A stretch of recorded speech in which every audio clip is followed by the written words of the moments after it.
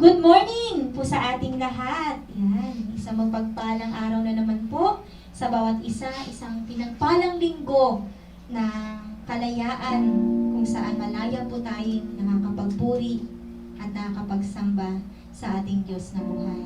God is good all the time and all the time God is good. So buksan po natin ang ating mga Biblia po sa awit 66. Babasahin po natin mula versikulo 1 hanggang Siyam.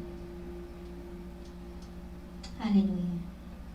Awit 66 mula versikulo 1 hanggang versikulo 9. Basahin po natin ang sabay-sabay. Sumigaw sa galak ang mga nilalang at purihin ang Diyos na may kagalakan. Wagas na papuri sa Kanya'y ibigay, awitan siya't luwalhatiin siya. Ito ang sabihin sa Diyos na dakila. Ang mga gawa mo ay kahanga-hanga. Yuyuko sa takot ang mga kaaway, dahilan sa taglay mong kapangyarihan. Ang lahat sa lupa ika'y sinasamba, awit ng papuri yaong kinakanta. Ang iyong pangalay pinupuri nila. Ang ginawa ng Diyos, lapit at pagmasdan, ang kahangahangang ginawa sa tanan. Naging tuyong lupa kahit na karagatan, mga ninuno natin doon dumaan, dooy naramdaman, labis na kagalakan.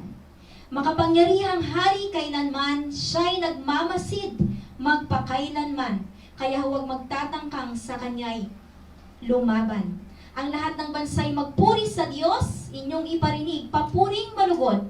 Inigatan yan tayong pawang buhay, di tayo bumagsak, di niya pinabayaan. Hallelujah! At patuloy tayong hawakan ng Diyos sa ating mga kamay upang hindi tayo bumagsak sa bawat pagsubok o suliranin man ng ating buhay. Sige po, tayo magpuri, sumamba ng buong puso at may kagalakan sa ating mga puso. Hallelujah!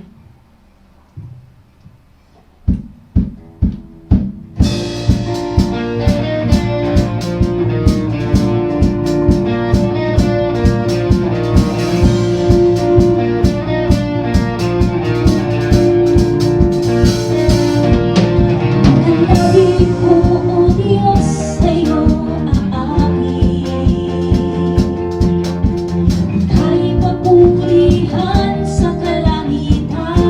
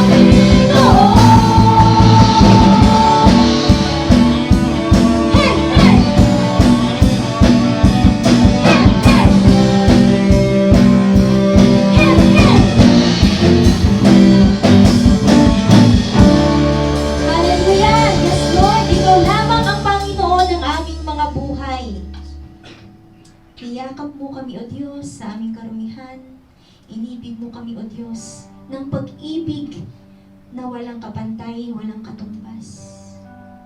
Kaya naman, O Diyos, narito kami iyong mga anak. Dalisayin mo ang aming mga puso, dalisayin mo ang aming mga buhay, O Diyos, at tingin mo ang pag-ibig namin sa iyo sa pamamagitan ng mga awit na galing sa aming mga puso. Minamahal ka namin, O Diyos. Minamahal ka namin. Hallelujah.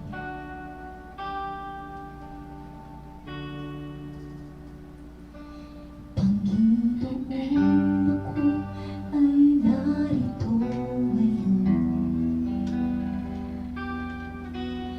Nagpapakumbaba sa iyong harapan. Dalisayin mo ang puso at isipan ko. Linisin mo ng banal mong dugo.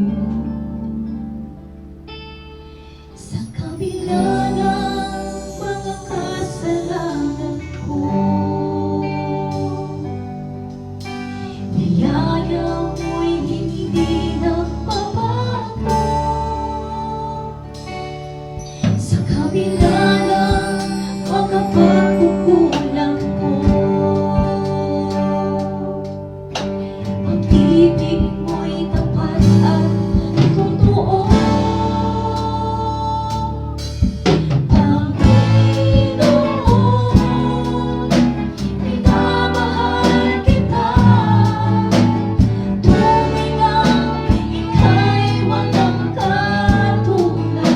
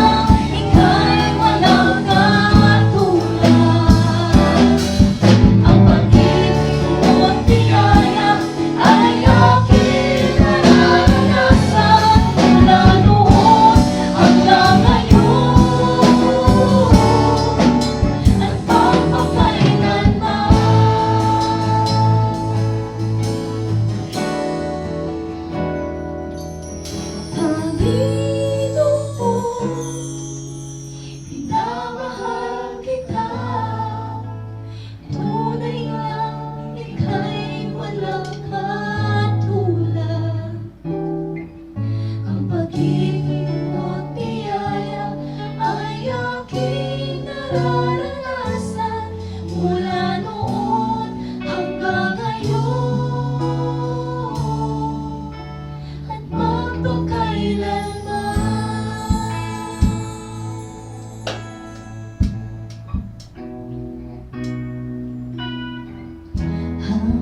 hindi karapat-dapat, papukulan ng haba at wakas mong pagsintan. Habang walang kakayanang masuklian ka na,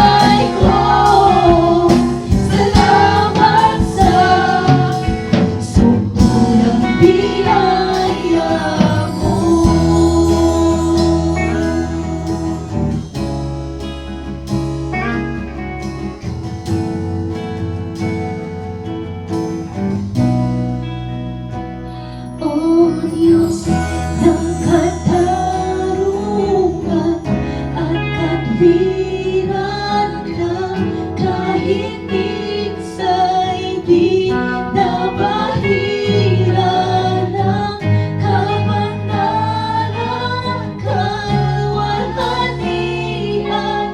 Salamat sa sukdulang biyaya mo, O Diyos ng pag-ibig na mas malawak pa kaysa aking mga pagkakasala. Higit pa sa buhay ko, salamat sa sukdulang biyaya mo. Sa nating awitin, O Diyos ng katarungan at katwiran na kahit minsa'y di nabahira ng kabanalan kalwalhatian. Salamat sa sukdulang biyaya mo, O Diyos ng pag-ibig na mas malawak pa kaysa aking mga pagkakasala. Higit pa sa buhay ko, salamat sa sukdulang biyaya mo.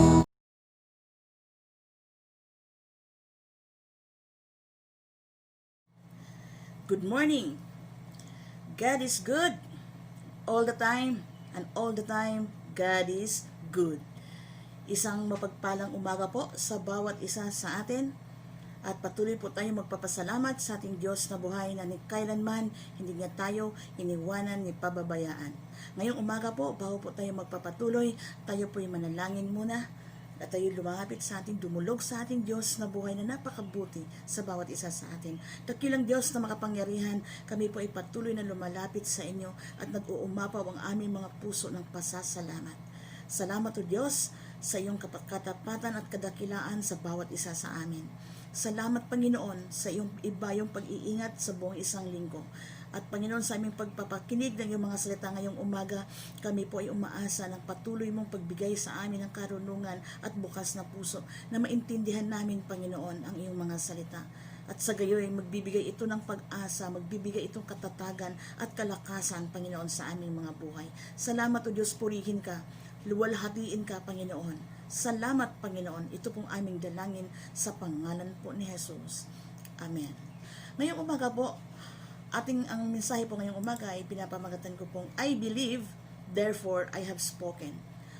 Ito po ay mula sa 2 Corinthians chapter 4, and we will be reading 13 to 18. So sige po, pwede po ba natin buksan ang ating mga Biblia? 2 Corinthians chapter 4, 13 to 18.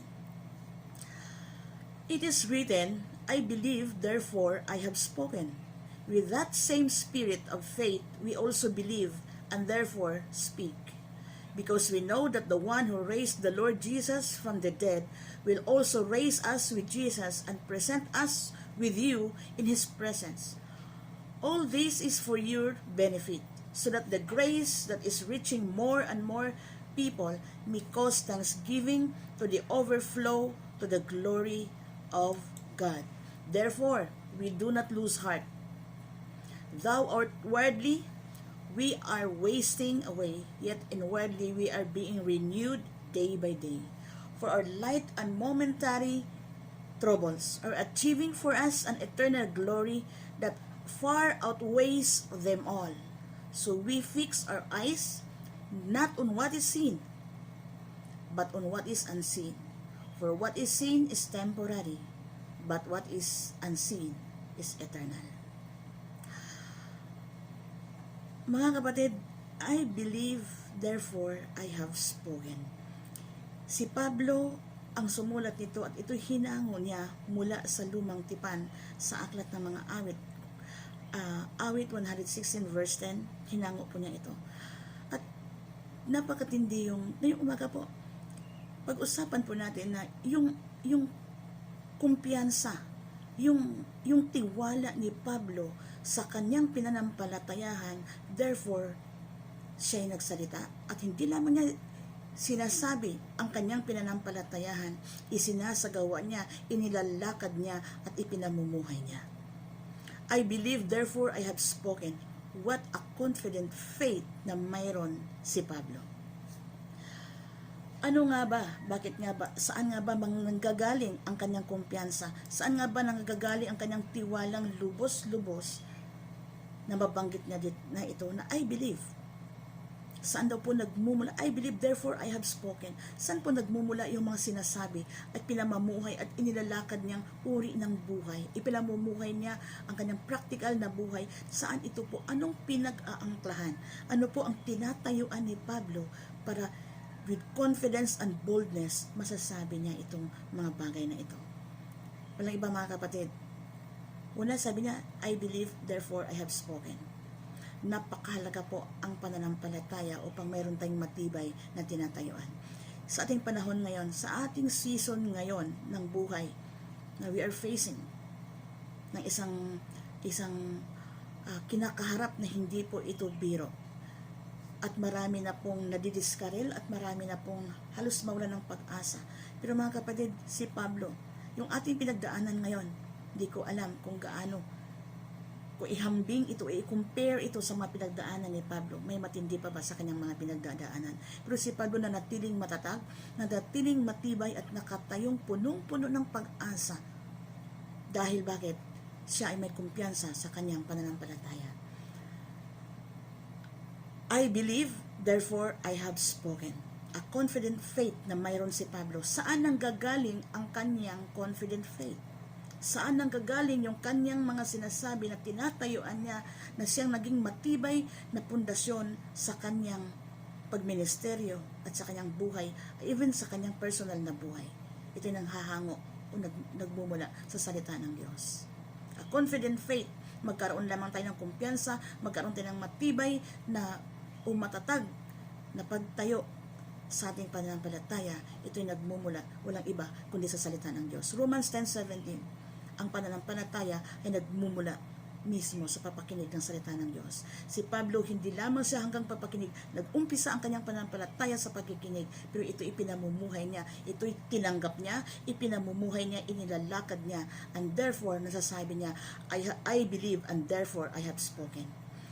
Ano nga po ba itong mga verses na to, itong 13 to 18, ito nagbibigay ng napakagandang assurance sa isang mananampalataya, hindi lamang para kay Pablo, kundi sa isang mananampalataya sa panahon ng pagsubok o mga kagipitan. Sabi niya nga ito sa kanyang thou outwardly we are wasting away, but inwardly we are being renewed day by day. So therefore, we do not lose heart. Sabi niya gano'n. So, ang isang mananampalataya, whether we like it or not, ang ating flesh, ang ating physical na katawan will perish day after day. Kahit anong hatak natin dito na huwag tumanda, tatanda, at ito'y papunta sa talagang mawawala. Pero yung inward being ng isang mananampalataya is being renewed day by day. Dito po nakita natin si Pablo na tinitimbang niya yung kanyang sufferings doon sa kaluwalhatian ng Panginoon. Yung nakikita niya na yung mga panahon o yung mga araw o mga taon ng kanyang tawag nito, kinakaharap ng mga pagsubok o sufferings ay hindi po kayang pantayan yung naunawaan niya sa pamamagitan ng salita ng Diyos, yung kaluwalhatian ng Diyos na nag-aantay sa kanya. Yung sufferings niya ay hindi kayang tapatan ng eternity, ng kagandahan ng eternity na nag-aantay para sa kanya. At hindi lamang para sa kanya, para sa lahat ng may genuine na pananampalataya. Mga kapatid, napakahalaga na makita natin in times of sufferings and times of trials, na makita natin ang eternity. Ma-view natin ang eternity through the eyes of God. Kung paano ito tinignan ng Panginoon, makita natin.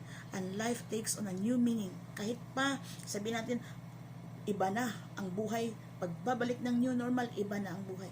Kahit pa magkaroon ng new normal, o magkaroon ng changes, o malaking changes man, o slight na changes, it doesn't matter. Ang mahalaga po, paano natin ito titingnan through the eyes of faith. Sa pananaw ng Diyos, makikita natin ang bawat sitwasyon. At mga kapatid, ito yung nagbigay kay Pablo ng assurance. May mga assurance si Pablo hango dito sa ating binasa na teksto. May mga assurances si Pablo na nagbibigay sa kanya ng confident o kumpiyansa sa kanyang pananampalatayang tinatayuan. Actually, we are not commanded to live by sight, but we are commanded to live by faith. Christians are to see things beyond the seen. O ano yung nakikita ngayon? We have to look at things beyond what is seen, the unseen world. At makikita lamang natin yung mga bagay na unseen through the eyes of faith from the Word of God. So, the things or the world lives and dies. Yan yung temporary. But the Word of the Lord stands forever. Minsan po, dahil sa ating pananampalataya, nakikita natin ang mga bagay na hindi nakikita ng pangkaraniwang mga mata. At nagkaroon tayo ng assurance dahil doon. Minsan po hindi po tayo naiintindihan. Dahil ang tao po ay, ang prinsipyo po ng karamihan, to see is to believe. Di po ba? Pero tayo pong mga anak ng Diyos na may pananampalataya sa kanyang salita, panghahawakan natin yung mga bagay na hindi natin nakikita, ngunit alam natin na mayroon ito dahil sa pamamagitan ng ating pananampalataya sa salita ng Diyos. Importante po sa isang Kristiyano na maintindihan ito upang sa panahon man ng pagsubok, sa panahon man ng mga sufferings, hindi man lupaypay, ngunit patuloy na may kalakasang kakaharapin ito. Si Pablo po, tunghayan po natin ngayon, ano ba yung mga assurances? Ano ba yung mga assurance na nakita ni Pablo mula sa mga sa salitang ating binabay, sa talata na ating binabasa ngayong umaga? Sa verse 14, ano pong sabi? Verse 14, because we know that the one who raised the Lord Jesus from the dead will also raise us with Jesus and present us with you in His presence. Ano kamo? Anong unang assurance na nakita ni Pablo? Magkaroon siya dito ng confident sa kanyang pananampalataya. The assurance of ultimate victory. Verse 14. Bakit? Anong ultimate victory? Alam niyo po ba yung pinagdiriwang nila nung araw sa early church? Yung pagkabuhay muli ng Panginoong Jesucristo. Siguro ng kamatayan ng Panginoong Jesucristo, maraming nawalan ng pag-asa na yung kanilang sinusundan, yung kanilang kinikilingan na leader ay namatay. Pero mabuhay muli ito, what a joyful celebration for them, na isang patunay na walang kapangyarihan ang kamatayan sa kanyang pagka-Diyos, ang ating Panginoong Jesucristo. So ito po yung naintindihan ni Pablo. Marami po ngayon, hindi lang ngayon, kundi noon pa man, ay takot na takot sa tinatawag na kamatayan. If we are not prepared to die, we are not also prepared to live. Unless we are prepared to die, we are prepared to live. Mga kapatid, marami pong takot dito. At ito pinapagtagumpayan na ni Pablo.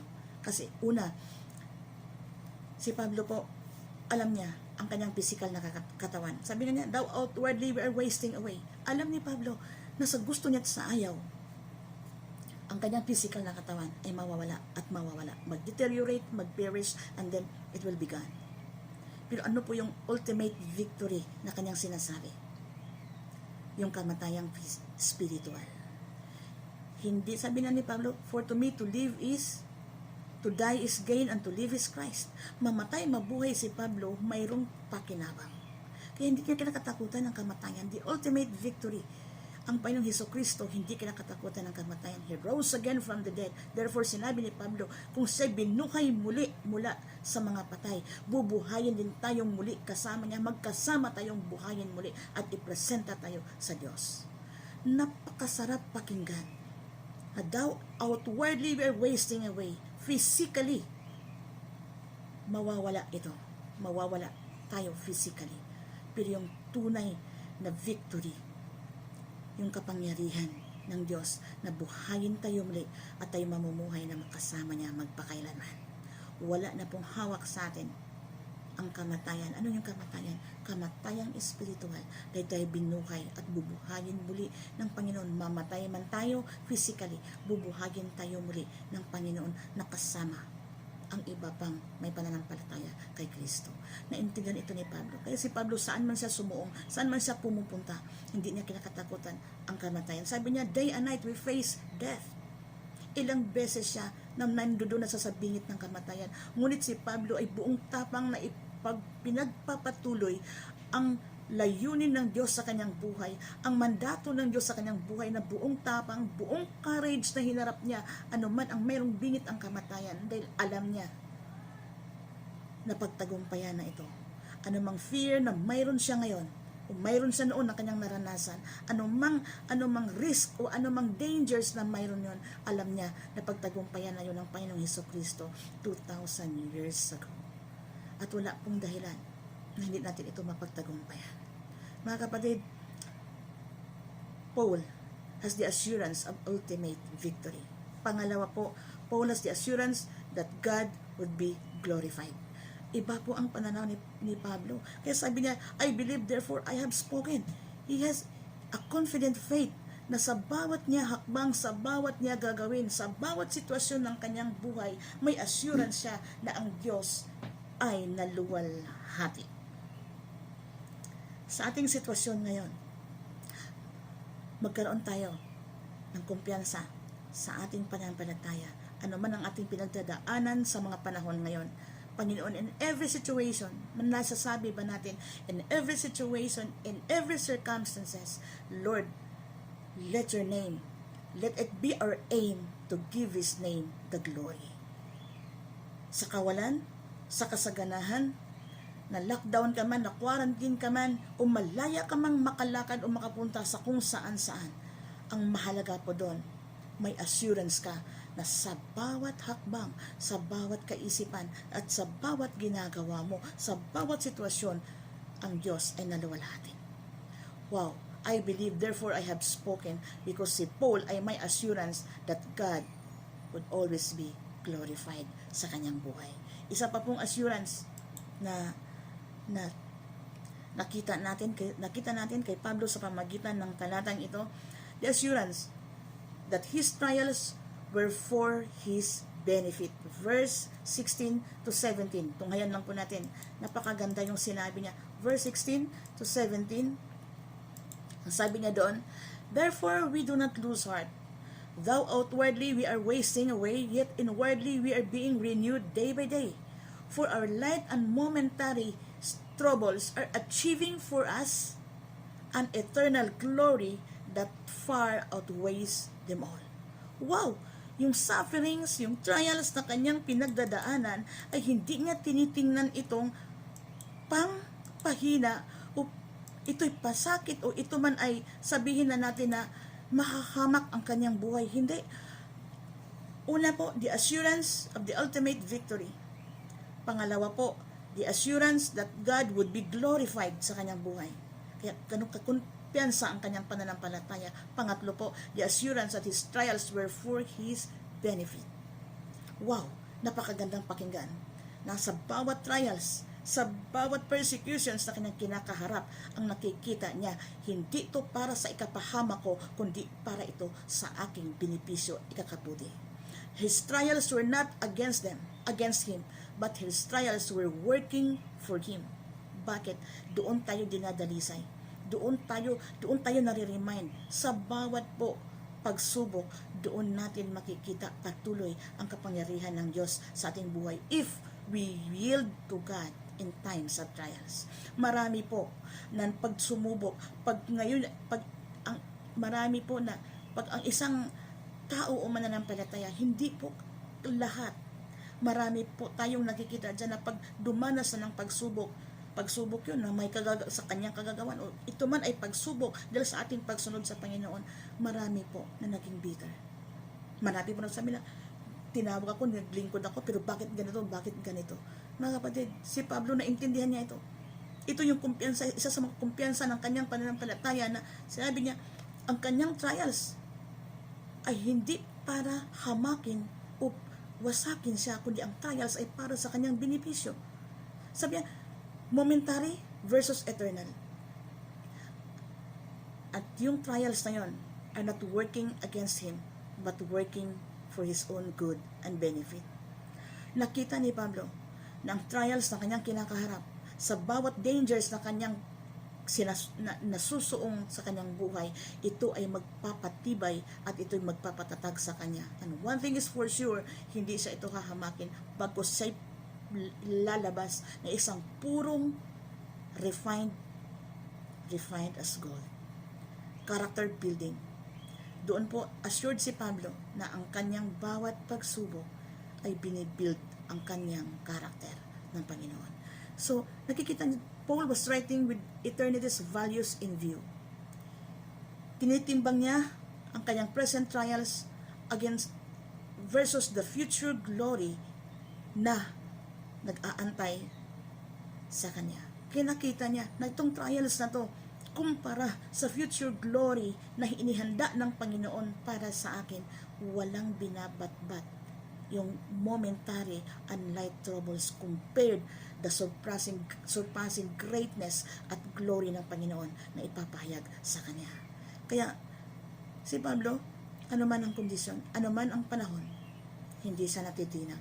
Matinding pagsubok, kunting pagsubok, hindi siya natitinag. Even death, the danger, the threat of death ay hindi po naging hadlang kay Pablo sa pagpapatuloy. Wow!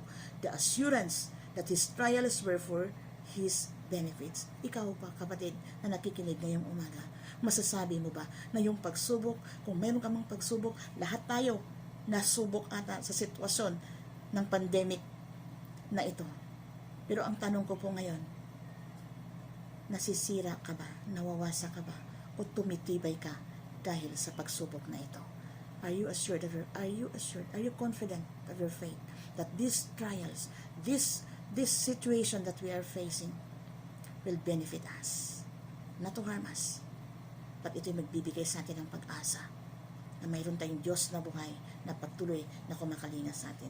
Isa pa pong assurance na nakikita ko po dito sa talata, isa pa pong assurance na nakita ni Pablo, the assurance that the invisible world was real. Ano sabi niya? Sa verse 18, balikan lang po natin. Napakaganda yung sinabi niya po sa verse 18. Sabi dito, so we fix our eyes not on what is seen. Saan daw natin ituon? Saan daw natin ipako yung ating mga mata? Doon daw, wag daw doon sa ating nakikita. Wow. But on what is unseen. So we fix our eyes not on what is seen, but on what is unseen. For what is seen is temporary, but what is unseen is eternal. The assurance that the invisible things are real. Assured si Pablo. Maraming nagsabi, to see is to believe, but si Pablo, ang kanyang tinatayo ang kumpiyansa sa panampalataya, kung ano yung hindi nakikita ay totoo. The unseen, the assurance that the invisible world was real. Ano yung invisible world? Yung mga bagay na pinapangako at sinasabi ng Biblia na totoo. Hindi natin nakikita ang Panginoon Jesucristo. Paniniwala tayo na siya ang ating Diyos at dakilang tagapagligtas. Naniwala tayo na may inihanda siya para sa atin. Hindi pa natin nakikita. Pero saan natin ito pinanampalatayahan? Sa pamagitan ng kanyang salita. Hindi pa natin nakikita at hindi natin naranasan pa ang kanyang muling pagbabalik. pananampalataya tayo. Nangangako siya na sa kanyang muling pagbabalik in a loud trumpet call, sasalubong niya tayo sa alapaan kasama ng iba pang mananampalataya.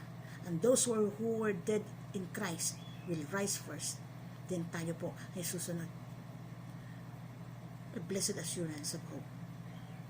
Mababalikan tayo ng ating Panginoon. And that's the reason why napatuloy tayong tumayo sa ating pananampalataya. Hindi natin nakikita yung mga tao sa aklat ng Hebreo, yung mga sinasabi, yung mga nililist doon sa Hebrews 11. Sila yung mga tao.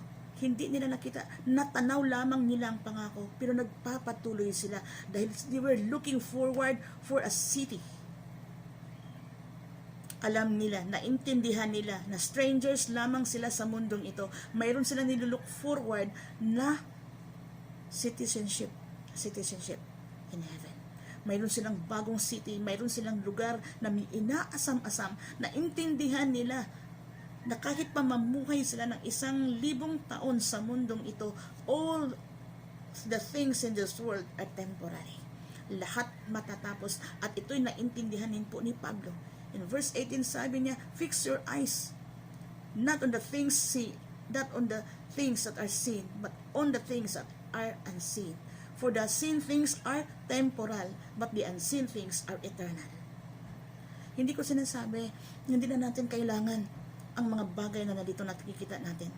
Yung mga bagay na pinoprovide ng Diyos sa atin ngayon, sa ating mundong ginagalawan. We are in this world, but we are not of the world. Kung ano man itong mga bagay na ito, mga material na bagay na nakikita natin ngayon, gagamitin natin ito. Hindi sinasabing hindi natin kailangan natin. Pero huwag natin ipako ang ating mga mata rito. Gagamitin natin ang mga bagay na ito, ang mga resources na ito, gagamitin natin para sa kalawalhatian ng Diyos. According to the will of God, gagamitin natin ang temporary things, ang sin things ay gagamitin natin na aayon sa kalooban ng Diyos. And that's the time na i-convert ito. Kung gagamitin natin na aayon sa kalooban ng Diyos, i-convert ito ng Panginoon into spiritual things. And that's the reason why na we are, sabi ng scripture, we are storing up treasures in heaven.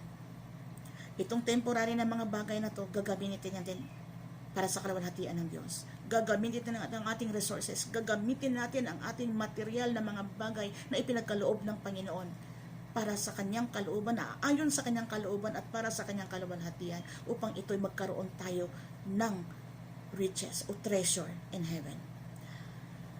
Mga kapatid, if we would only see the visible world the way God wants us to see, if we would never be attracted by what it offers. Anong ino-offer nito sa atin? Makita natin ang visible world sa pamamagitan ng pagtanaw ng Diyos nito. Sabi sa 1 John 2:15, na huwag nating mahalin ang sanlibutan ito, ang lahat ng mayroon ito. The cravings of the sinful man, huwag daw nating mahalin. Bagkos, ang provision ng Panginoon sa physical world, gagamitin natin para sa kanyang kalawalhatian. Mga kapatid, napakahalaga na makita natin ang invisible world through the eyes of faith. At huwag tayong magapi na nakapako ang mga mata sa ating nakikita. Ngunit ipako natin ang ating mga mata dun sa mga bagay na hindi natin nakikita. Ano yung mga, minsan po, hindi tayo maintindihan. Dahil ang ating pananampalataya ay nakabase sa salita ng Diyos. At ang salita ng Diyos ay punong-puno ng pangako. At yung pangako na yan, sabi nga sa Hebrews, ang pananampalataya, faith is the evidence of things not seen. Hebrews 11:1, ang pananampalataya ay evidence of things not seen. Nakita natin ang invisible world through the eyes of faith, through His Word. Paano natin makita o paano natin tingnan ang invisible world? By faith, when you read the Word of God, hindi natin nakita ang Panginoon Kristo. Hindi na nakita natin ang heaven. But alam natin na totoo yun. Alam natin na ang ating Savior ay totoo, ang Panginoong Jesucristo. At alam natin mayroong langit, mayroong heaven na piniprepare. Mayroon siyang inihanda para sa atin. Nakita ba natin yung hindi? Pero nakita natin yun. Napanampalataya natin. Alam natin na totoo yun through His Word. Faith is the evidence of the things not seen. Abraham, isang halimbawa po. Si Abraham was looking for a heavenly city. He separated himself from Sodom. Hindi siya nag-stay sa Sodom. Pero si Lot, pinili ang Sodom. Lot walked by sight and not by faith. Abraham walked by faith. Minsan po, may mga bagay tayong pinanampalatayahan. Most of the time, ang ating pinaniwalaan ay galing sa salita ng Panginoon. At marami pong hindi nakakaunawa sa atin. We insist on the reality of the invisible world of spiritual blessing. Napakahalaga mga kapatid na maintindihan natin, assured tayo. Ano yung ating pinanampalatayahan? Siya ang ating sasabihin. Siya ang ating ipamumuhay at siya ang ating ilalakad.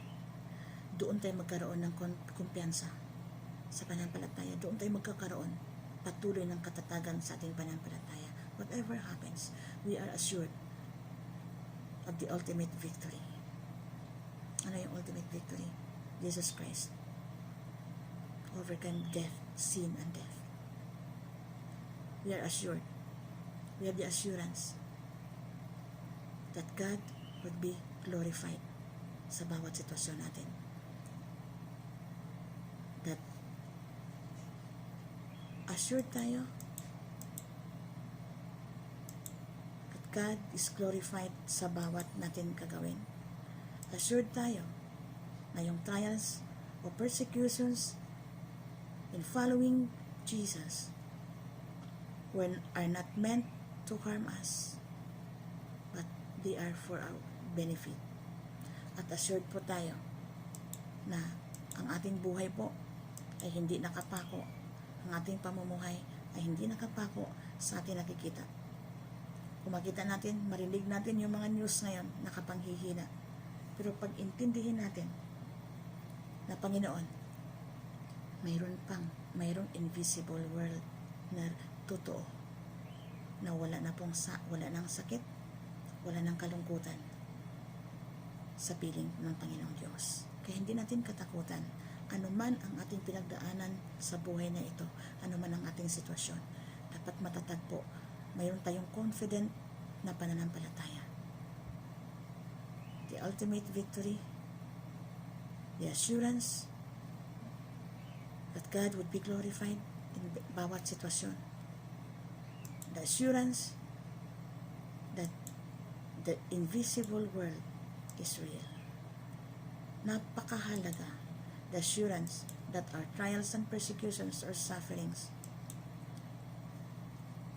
ay wala at hindi pwedeng maikumpara sa kaluwalhatian na inihanda ng Diyos sa atin.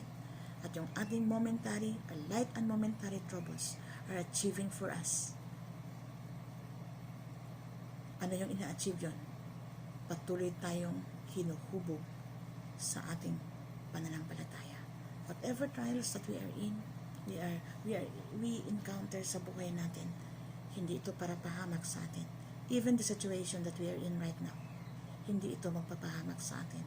Bagkus ito'y patuloy na magbibigay katatagan sa ating pananampalataya. I believe, therefore I have spoken. We have a confident faith to the Word of God. Isang mapagpalang umaga po. Let's stand firm. Let nothing move you. Always give yourselves fully to the work of the Lord, for you know that your labor in the Lord is not in vain. Live not by sight, but live by faith to the Word of God. Heaven and earth will pass away, but His Word stands forever. Good morning po, at pinagpapalang umaga po sa bawat isa.